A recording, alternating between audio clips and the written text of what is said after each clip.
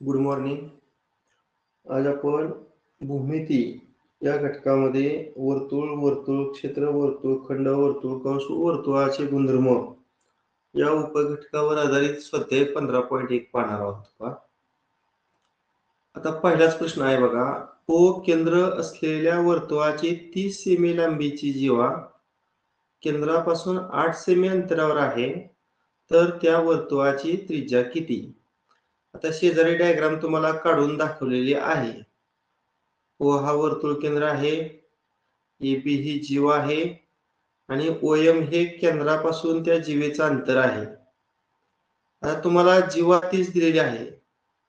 तुम्हाला एक गुणधर्म सांगितलाय, वर्तुळाच्या केंद्रातून जीवेवर टाकलेल्या लंबाने ती जीवा दुभागते.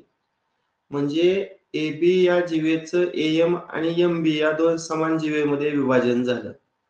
म्हणून इथं 15चं 2 समान भाग, 30चं समान 2 भाग केलं.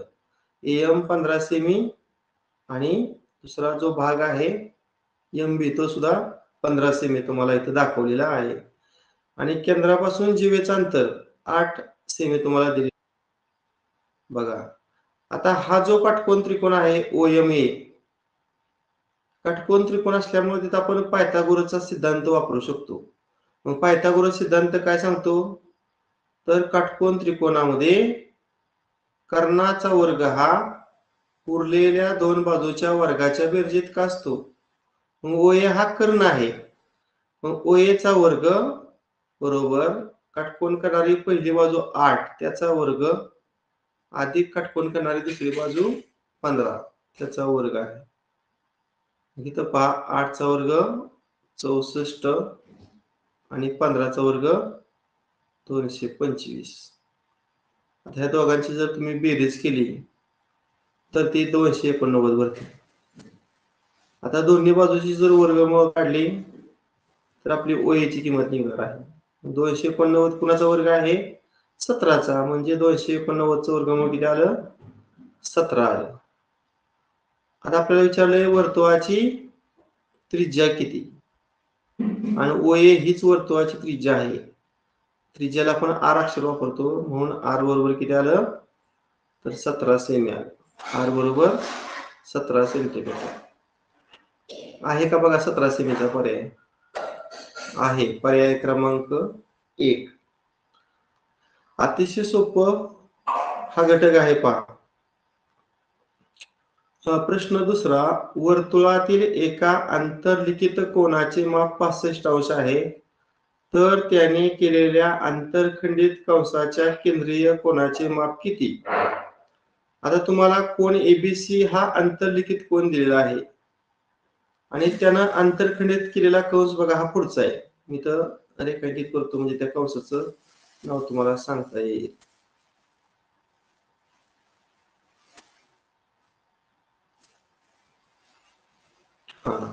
कोन एबीसी न कंस एक्ससी आंतरखंडित केलेला आहे. मग मला तुम्ही सांगा माप कंस एक्ससी चं माप किती येईल.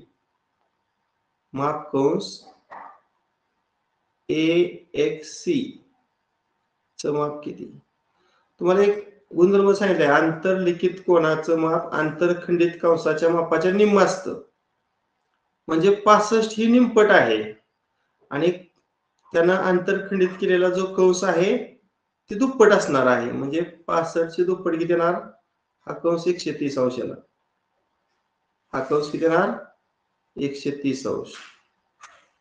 आंतरलिखित कोनाचं माप हे आंतरखंडित कंसाच्या निम्म असतं.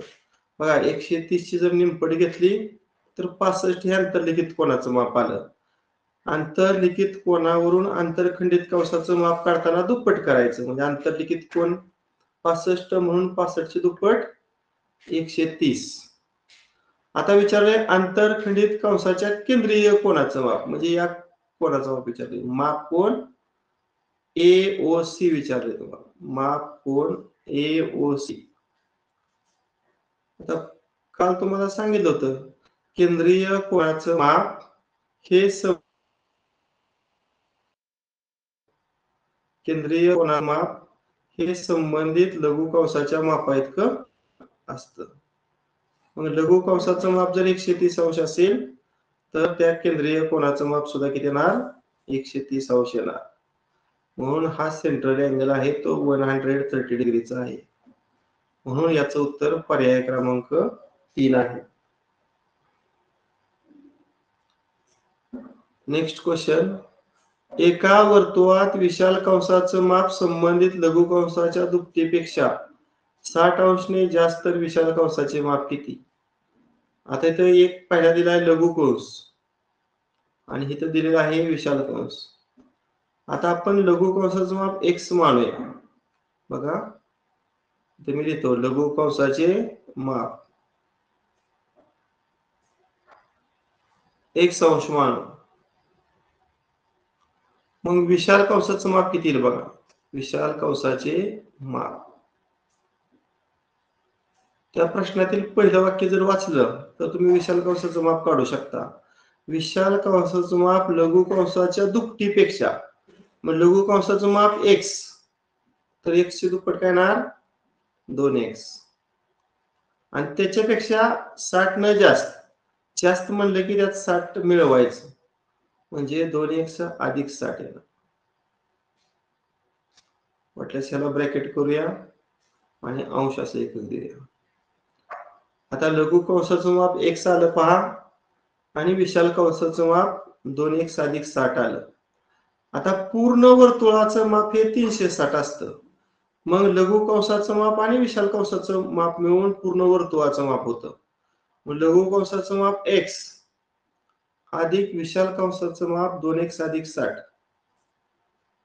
आणि या दोघांची बेरीज आपण 360 दाखवायची.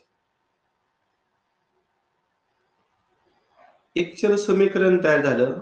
आता त्यातल्या x पदांची आपण बेरीज करू. सहगुणक दिला म्हणजे 1 घ्या, मग 2 आणि 1 सहगुणकांची बेरीज 3 आणि x. आता डावीकडे जे +60 आहे ते उजवीकडे गेल्यानंतर -60 होणार.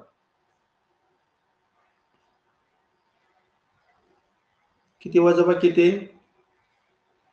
360 मधून 60 गेल्यानंतर 300 वजाबाकी येते. मग x बरोबर 300. आता गुणिले 3 उजवीकडे गेल्यावर भागिले 3, 3 एके 3 आणि पुन्हा 2 शून्य, म्हणजे x ची किंमत आली 100 अंश. आता आपल्याला विचारलंय विशाल कंसाचं माप. मी तर लिहितो बघा विशाल कंसाचे माप,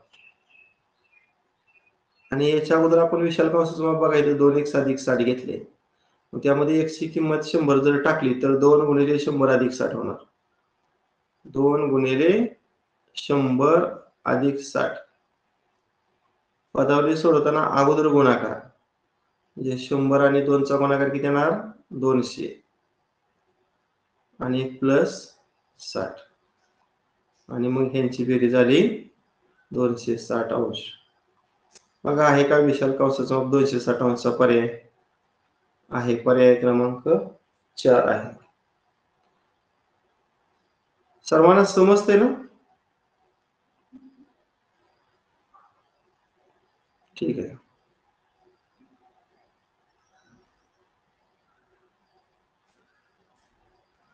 आकृतीत ABCD हा चक्रीय चौकोन आहे. किरण BC वर E बिंदू असा आहे की C हा बिंदू B आणि E या बिंदूंच्या दरम्यान आहे. कोण DCE बघा. आता इथं खरं DCE 95 दिलेला आहे आणि तर चुकून खून ही काटकोनाची झालेली आहे. हे मी तर 95 लिहितो. हा कोण किती अंशाचा आहे 95 अंशाचा आहे. ही काटकोनाची खून घालवली. आता ABCD हा चक्रीय चौकोन आहे आणि DCE काल झाले या चक्रीय चौकोनाचा बाह्यकोन. आता या ठिकाणी DCE हा चक्रीय चौकोनाचा बाह्यकोन आहे. काल एक शेवटचा गुणधर्म पाहिला होता बघा, चक्रीय चौकोनाचा बाह्यकोन हा त्याच्या संलग्न आंतरकोनाच्या सम्मुख कोनाशी एकरूप असतो. चक्रीय चौकोनाचा बाह्यकोन हा त्याच्या संलग्न आंतरकोनाच्या सम्मुख कोनाशी एकरूप असतो. मग त्या चक्रीय चौकोनाच्या बाह्य कोनाच्या गुणधर्मानुसार हा कोन डीएबी किती येणार आहे, तर 95 अंश येणार आहे. म्हणून याचं उत्तर पर्याय क्रमांक 2. चौथ्याचं उत्तर पर्याय क्रमांक 2. बघा कालच्या पीपीटी मध्ये तुम्ही जर पाहिलं तर तो गुणधर्म तुम्हाला दिसतोय, चक्रीय चौकोनाच्या बाह्य कोनाचे माप त्याच्या संलग्न आंतरकोनाच्या सम्मुख कोनाच्या मापा इतके असते. तो गुणधर्म वापरला. सोबतच्या आकृतीत गटात न बसणारा कोन कोणता, ते पर्यायातून निवडा. आता एसीबी, एसीबी म्हणजे हा कोन पहा. मी कोणाला फुल करतो लक्षात येईल. एडीबी म्हणजे हा कोन पहा. सीईबी, सीईबी म्हणजे हा कोन. आणि बीएफए, बीएफए म्हणजे हा कोन. आता गटात न बसणारा कोन कोणता. आता प्रत्येक कोणाचं जर ऑब्झर्वेशन केलं तर सुरुवात एन आहे आणि शेवट बी नाही. दुसऱ्यामध्ये सुद्धा बघा सुरुवात एन आहे, शेवट बी आहे. चौथ्या कोणात सुरुवात बी आहे, शेवट एन आहे. म्हणजे ए आणि बी हे समान बिंदू आहेत बघा, पहिल्या, दुसऱ्या आणि चौथ्या पर्यायात ए आणि बी. मात्र तिसरा जो पर्याय आहे त्यामध्ये पहिला आणि शेवटचा बिंदू आहे तो सी आणि बी आहे. मग ए आणि बी हे अंत्यबिंदू असणारा मी कंस या ठिकाणी काय करतो, रेखांकित करतो. बघा हा कंस ए आणि बी.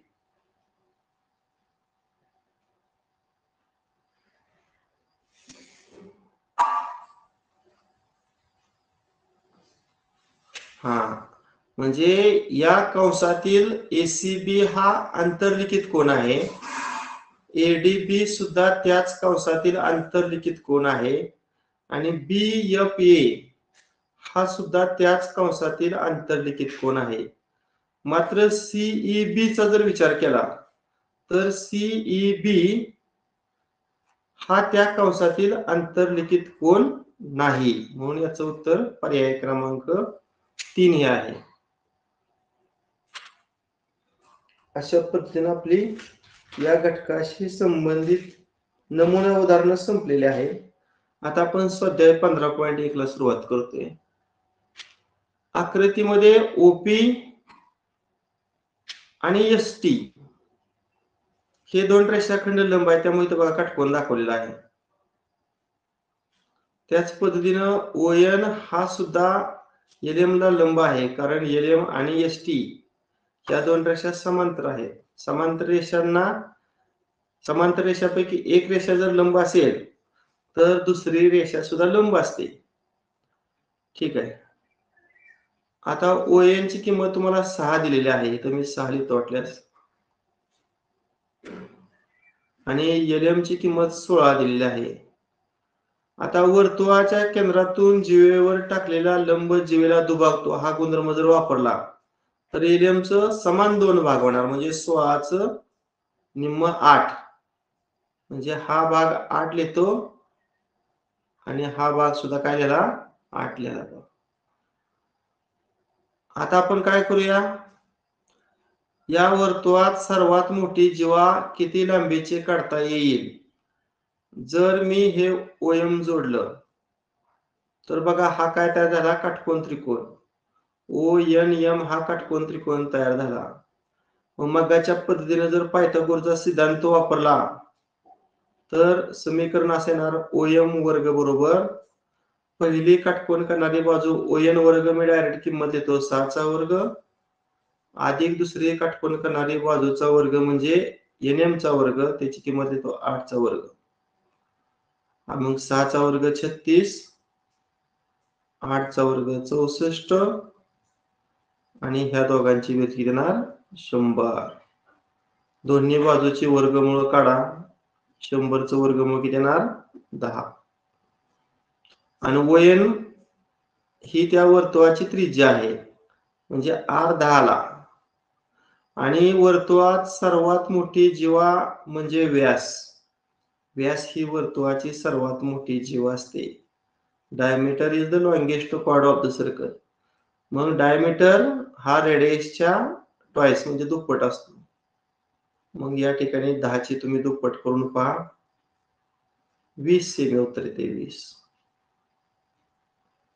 बघा पर्याय क्रमांक 2 ला 20 सेंटीमीटर तुम्हाला दिलेला आहे. किंवा काही मुलांचं पायथागोरसचं त्रिकूट पाठ असतं, त्यांना तर इथं पायथागोरसचा सिद्धांत वापरायची पण गरज लागणार नाही. समजा हे जोडलेलं आहे, ही बाजू आपली 16/8 आलं, ही बाजू आपली 6 आली. बऱ्याच जणांना 3, 4, 5 हे त्रिकूट माहितच आहे. आता ह्या प्रत्येकाची जर दुप्पट केली तर नवीन त्रिकूट तयार होईल. 3 दुनी 6, 4 दुनी 8 आणि 5 दुनी 10. म्हणजे 10 जर कर्ण असेल तर काटकोन करणाऱ्या बाजूस 6, 8, 10 असतील. मग तोंडी सुद्धा उत्तर काढता येते. त्रिज्या 10 म्हणून व्यास 20. आणि व्यास ही वर्तुळाची सर्वात मोठी जीवा असते. एका वर्तुळाचा व्यास AC आहे. आता इथे मी एक साधं वर्तुळ काढतो का.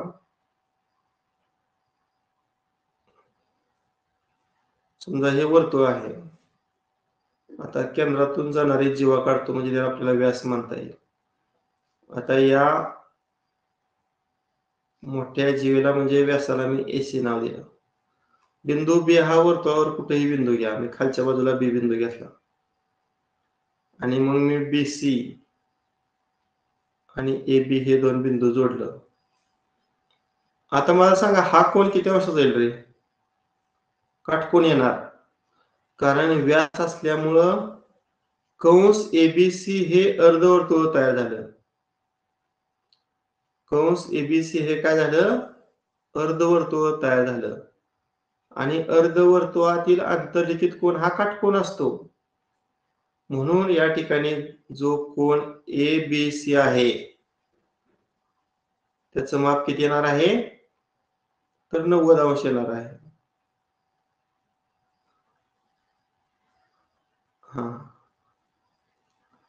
आता अचूक पर्याय निवडा. चुकीची विधान आपल्याला ओळखायची आहे. चुकीची विधान. कोन BCA 90 पेक्षा लहान. BCA म्हणजे हा कोन. बरोबर आहे. B जर काटकोन असेल तर उरलेले दोन कोन हे लघुकोन असणार आहेत, कारण त्या दोघांची बेरीज 90 येणार आहे. म्हणजे हे विधान कसं आहे? सत्य आहे किंवा बरोबर विधान आहे. त्रिकोण BCA लघुकोन त्रिकोण आहे हे विधान चुकीचं आहे, कारण एक कोन काटकोन आहे म्हणून तो काटकोन त्रिकोण आहे, लघुकोन त्रिकोण नाही. आणि कोन CAB म्हणजे हा कोन, आता याचं माप सुद्धा 90 पेक्षा लहान येणार आहे. इथं दिलंय 90 पेक्षा जास्त, म्हणजे हे सुद्धा विधान चुकीचं आहे. आणि कंस ABC हे अर्धवर्तुळ आहे. अर्धवर्तुळ कंसाचं माप 180 अंश असतं. हे विधान सुद्धा सत्य आहे. आपल्याला चुकीचं विधानाचं दोन पर्याय निवडायचे. चुकीचे विधान पर्याय क्रमांक 2 आणि पर्याय क्रमांक 3 मध्ये आहेत बघा. म्हणून याचं उत्तर पर्याय क्रमांक 2 आणि पर्याय क्रमांक 3 असं आहे. नेक्स्ट, सोबतच्या आकृतीमध्ये माप कोन BAD हा 35 तुम्हाला दिलेलाच आहे आणि BCD विचारलेला आहे. आता इथं कुठला गुणधर्म वापरायचा रे? या चौकोनाचं चारही शिरोबिंदू वर्तुळावर आहेत, म्हणून हा जो चौकोन आहे तो चक्रीय चौकोन आहे. कुठला चौकोन आहे? चक्रीय चौकोन. त्याला आपण इंग्रजीमध्ये सायक्लिक क्वाड्रिलॅटरल असं म्हणतो. चक्रीय चौकोन आहे. आता काल तुम्हाला चक्रीय चौकोनाचा एक गुणधर्म सांगितलेला होता. चक्रीय चौकोनाचे सम्मुख कोन पूरक असतात. चक्रीय चौकोनाचे सम्मुख कोन पूरक असतात, म्हणजे चक्रीय चौकोनाच्या समोरासमोरील कोनांची बेरीज 180 अंश असते. मग माप कोन BAD आणि त्याचा सम्मुख कोन म्हणजेच माप कोन BCD. ह्या दोघांची बेरीज किती येणार? 180 येणार. पैकी बीएडीचं माप तुम्हाला 35 दिलेलं आहे. इथं काय होणार? 35 plus major angle BCD right side 180 degree. आता 35 डावीकडचं उजवीकडे गेल्या वजा होणार. 180 वजा 35 करा. 180 वजा 35. 35 म्हणजे 145 येते. 145चा पर्याय क्रमांक किती आहे? 3 आहे. चक्रीय चौकोनाचे समकोन पूरक असतात. चक्रीय चौकोनाच्या समोरासमोरील कोणांची बेरीज 180 असते. आता हे लिहायची पण गरज नाही परीक्षेला. डायरेक्ट 180 तून 35 वजा केले की 145 उत्तर येते. तोंडी या प्रश्नाचं उत्तर आपण सांगू शकतो. त्यामुळे लिहिण्यात वेळ घालवू नका, नाहीतर वेळ पुरणार नाही तुम्हाला परीक्षेला. प्रश्न 4 सोबतच्या आकृतीमध्ये ओ हा वर्तुळाचा केंद्रबिंदू आहे. आता बघा इथं रेख AB पुन्हा रेख AC आणि रेख BC हे एकरूप रेषाखंड तुम्हाला दिलेले आहेत. आता 3 बाजू एकरूप असल्यावर 3 कोण एकरूप असतात. म्हणजे हा प्रत्येक कोण 60 अंश येणार पहा. समभुज त्रिकोण झाला तयार. समभुज त्रिकोणाचा प्रत्येक कोण किती अंश असतो? 60 अंश मापाचा असतो. मग मला सांगा हा त्यानं आंतरखंडित केलेला कंस किती येणार? कोन BAC हा 60 अंश आपण काढला. मग त्यानं आंतरखंडित केलेला कंस दुप्पट येणार. मग 60 चे दुप्पट किती येणार? 120. आणि लघु कंसाचं माप जर 120 अंश असेल तर संबंधित केंद्रीय कोनाचं माप सुद्धा 120. म्हणून याचं उत्तर 120. अतिशय सोपा प्रश्न होता. 3 बाजू समान म्हणून तो समभुज त्रिकोण. समभुज त्रिकोणाचा प्रत्येक कोन 60 अंशाचा म्हणून कोन BAC 60. आता आंतरलिखित कोन 60 म्हणून आंतरखंडित कंस 120 आणि आंतरखंडित कंस म्हणजे लघु कंसाचा अंशात्मक माप 120 आणि लघु कंसाचा अंशात्मक माप आणि केंद्रीय कोनाचं माप हे सारखं असतं. म्हणून केंद्रीय कोन सुद्धा 120 अंश मापाचा आला पहा. त्यानंतर पुढचा प्रश्न क्रमांक 5 सोबतच्या आकृतीत O केंद्रातून जाणारी PR ही जीवा असून PR ही जीवा केंद्रातून गेलेली जीवा आहे म्हणून आपण व्यास म्हणतो. काय म्हणतो? व्यास. मला सांगा PR काय आली? व्यास. मग हा जो कंस आहे तो काय होणार? हा कंस व्यास असेल तर अर्धवर्तुळ कंस तयार होतात.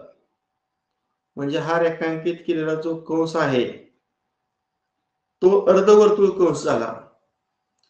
आणि अर्धवर्तुळातील आंतरलिखित कोन काटकोन असतो. मग हा कोन किती येणार? 90 येणार पहा. हा कोन किती येणार? 90. कोन PQR चं माप 90. आता पुढे काय दिले बघा वाक्य. कोन QPR म्हणजे हा कोन QRP च्या दुप्पट आहे. आता मी QRP कोन जर x मानला तर हा QPR त्याच्या दुप्पट मानल्यावर 2x येणार. आता तुम्हाला त्या काटकोन त्रिकोणाचं तिन्ही कोन समजलं. आता त्रिकोणाच्या तिन्ही कोनांची बेरीज किती असते? 180. मग पहिला कोन x, दुसरा कोन 2x आणि तिसरा कोन 90. आणि ह्या 3 कोनांची बेरीज मी 180 देतो. हे एकचल समीकरण तयार झालं. हे सोडवूया. 2x आणि 1x ची बेरीज 3x आणि 180 तून 90 वजा केल्यावर 90 येणार. म्हणून x बरोबर 90 भागिले 3 30 अंश येते बघा. x ची किंमत किती आली? 30 अंश. म्हणजे हा कोन 30 अंश आला. आणि हा 2x आहे तो 2 गुणिले 30 म्हणजे 60 अंश आला. आता विचारलंय अँगल QPR चं माप किती? QPR म्हणजे हा, मग ते QPR चं माप 60 अंश आलं, म्हणून याचं उत्तर पर्याय क्रमांक 3 आहे.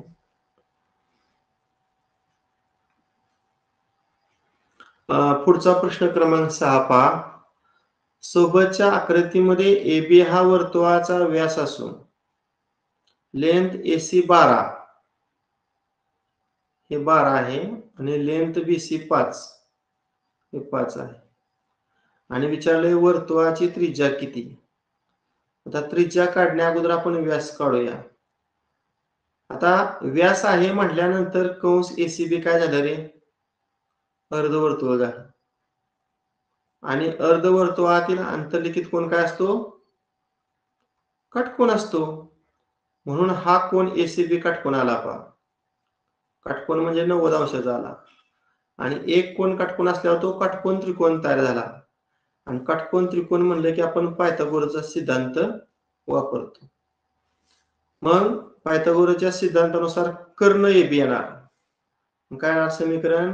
AB चा वर्ग बरोबर काटकोन करणाऱ्या पहिल्या बाजू 12 चा वर्ग अधिक काटकोन करणाऱ्या दुसऱ्या बाजू 5 चा वर्ग. मग 12 चा वर्ग 144 आणि 5 चा वर्ग 25.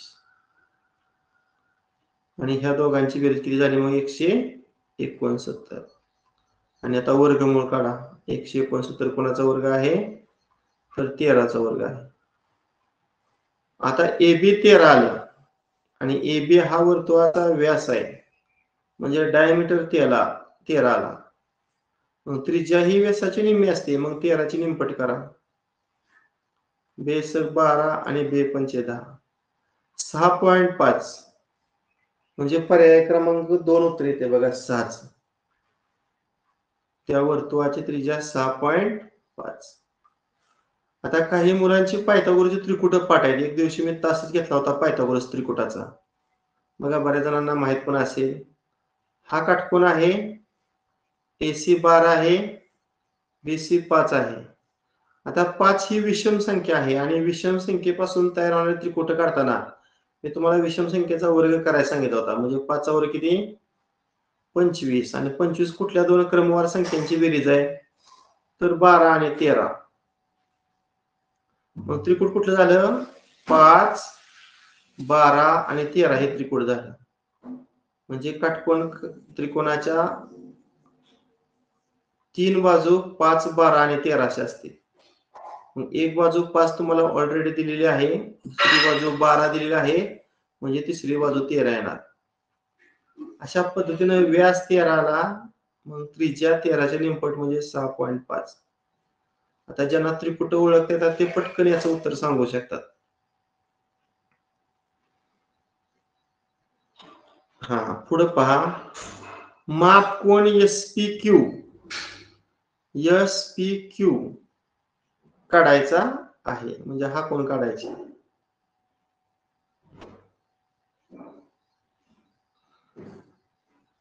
आता तुम्हाला इथं बघा दोन बाजूंना सारख्या खुणा दाखवलेल्या आहेत. बघा इथं जशी खूण आहे तशीच खूण इथं आहे. आता हा कोन 40 अंश दिलेला आहे. मग या कोनानं अंतरखंडित केलेला जो कंस आहे तो हा कंस किती येणार सांगा? बघा हा PRQ हा आंतरलिखित कोन आहे आणि आंतरलिखित कोनाचं माप आंतरखंडित कंसाच्या निम्म किंवा त्याच्या उलट आंतरखंडित कंसाचं माप आंतरलिखित कोनाच्या दुप्पट येणार. म्हणजे हा कंस आपला किती आला? 80 अंश आला. किती आला? 80 अंश आला. आता हा जर 80 असेल तर हा कोन किती येणार? तर पुन्हा हा 40 येणार. किती येणार? 40. कारण हा आंतरलिखित कोन आहे आणि आंतरलिखित कोनाचं माप आंतरखंडित कंसाच्या मापाच्या निम्म, म्हणून 80 च्या निम्म हा पुन्हा 40 अंश आला. आता तुम्हाला SP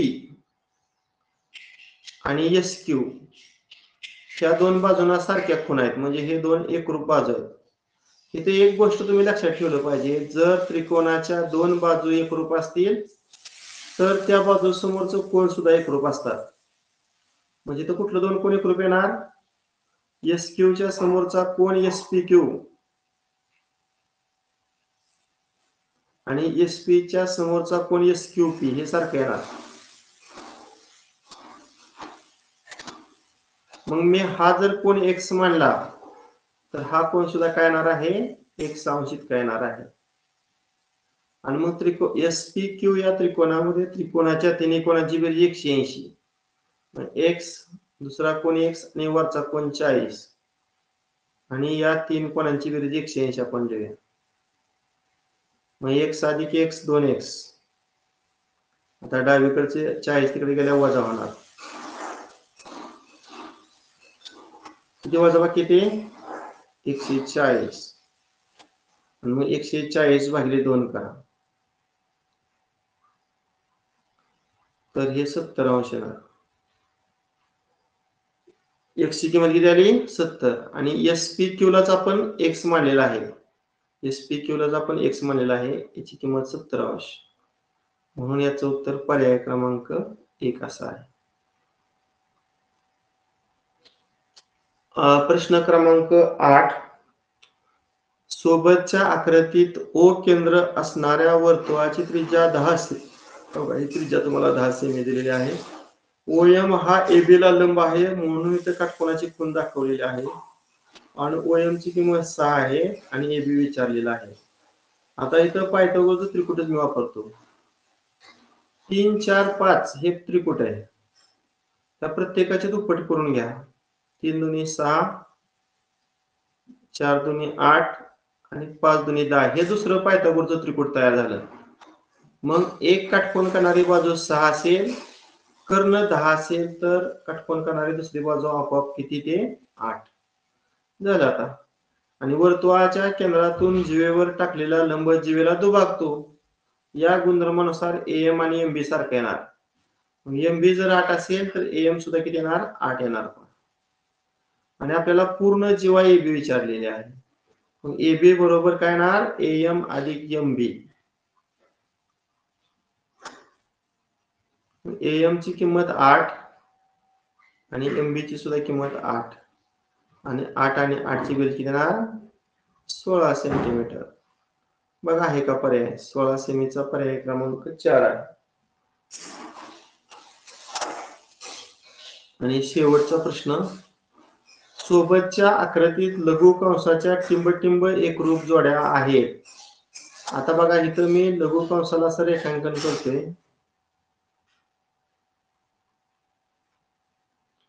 म्हणजे कंस ए पी बी,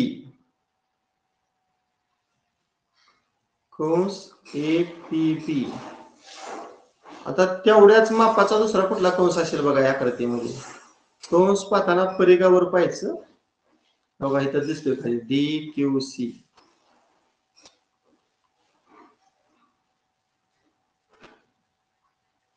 आता ही झाली पहिली एकरूप लघु कंसाची जोडी. अजून आहे का बघा एखादा?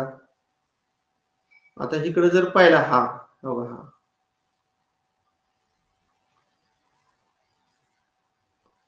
आता या कंसाचं नाव काय? आता रंगवलेला कंस ए एस सी घेतो. कंस ए एस सी किंवा एडीसी किंवा एक्यूसी काय म्हणलं तरी चालतं, काय नाही. एएससी.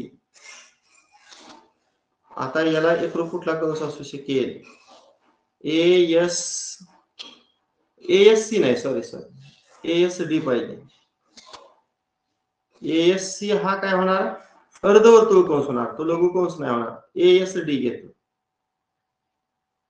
मग याला एकरूप कंस कुठला येणार? एएसडी ला हा येईल बघा,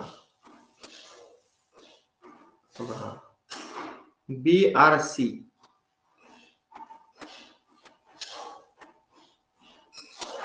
म्हणजे हा कोण जर 60 असेल तर हा कोण किती असणार? 120. अर्धवर्तुळ म्हणल्यावर हा कोण पुन्हा किती येणार? 180 तून 120 वजा केल्यावर हा 60 येईल. किती? 60. आता हा 120 येणार आणि हा 60 येणार. 120 अंशाचं जे दोन कंस आहेत ती पहिली एकरूप लघु कंसाची जोडी आणि 60 अंशाचे जे दोन कंस आहेत ती दुसरी लघु कंसाची जोडी. म्हणजे इथं लघु कंसाच्या एकरूप जोड्या 2 येत आहेत, म्हणून याचं उत्तर पर्याय क्रमांक 3 आहे. अशा पद्धतीनं आजच्या तासिकेला आपण या घटकावर आधारित नमुना 5 उदाहरणे आणि शेवटी स्वाध्याय 15.1 मधील 9 उदाहरणं सोडवलेली आहेत. आता उद्या शनिवार असल्यामुळे उद्या तास आपला संध्याकाळी 8:15 असेल आणि उद्या संध्याकाळी 8:15च्या तासिकेला आपण स्वाध्याय 15.2 आणि स्वाध्याय 15.3 हे 2 स्वाध्याय घेणार आहोत.